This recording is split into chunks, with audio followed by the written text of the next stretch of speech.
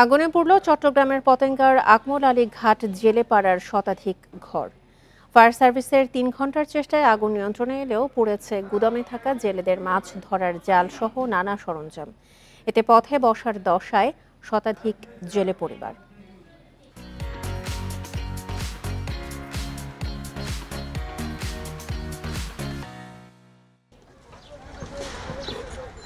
Patenga city outer ring রোডের পাশে আকমল আলী ঘাট মুখর থাকে জেলেদের হাঁক ডাকে। তবে এক রাতের ব্যবধানে বিধ্বস্ত রূপ নিয়েছে কর্মব্যস্ত সেই ঘাট। শনিবার মধ্যরাতে লাগা আগুনে পড়েছে ঘাট এলাকার শতাধিক কাঁচা ঘর, যার মধ্যে ৩৭টি গুদাম। এসব গুদামে রাখা হতো মাছ ধরার জাল, রশি, নৌকার জ্বালানি সহ বিভিন্ন সরঞ্জাম।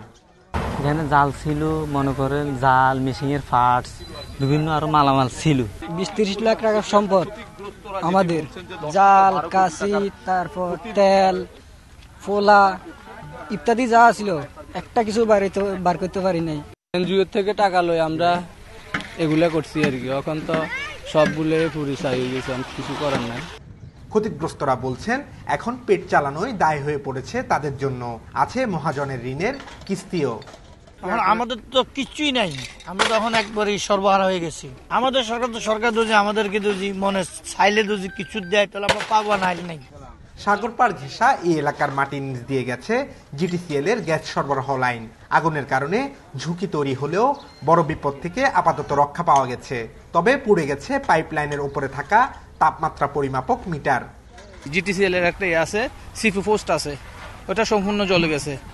আর বাকি আল্লাহর রহমত যে ওই পোস্টের ভিতর দিয়ে যদি আগুন যাইতো তাহলে পুরো এরিয়াটা ধ্বংস হতে পারতো। মশার কয়েল থেকে আগুন লাগতে পারে বলে প্রাথমিকভাবে ধারণা করছে fire service. Abdullah Rakib, independent news, Chittagong.